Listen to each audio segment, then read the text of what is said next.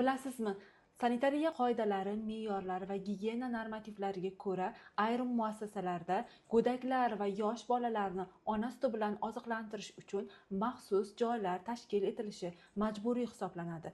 Ushbu talablarga rioya qilish go'daklar va yosh bolalarni sog'lig'i va xavfsizligi uchun muhim hisoblanadi.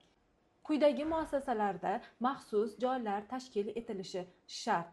Davlat tashkilotlari va muassasalari, avtovokzallar, temir yo'l vokzallari, aeroportlar, madaniy ko'ngilochar maskanlar.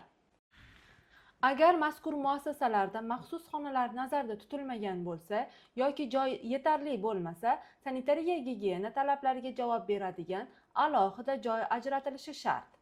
Maxsus joylar, yumshoq kreslo, bolalar parvarishi uchun maxsus stol, tibbiy kushetka, shkaf hamda sovutgich bilan jihozlangan bo'lishi hamda qo'l yuvish uchun rakvina, sochiqlar hamda bir martalik salfetkalar bilan ta'minlangan bo'lishi lozim.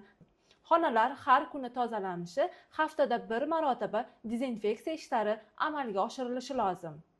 Xonalar har kuni tozalanishi, haftada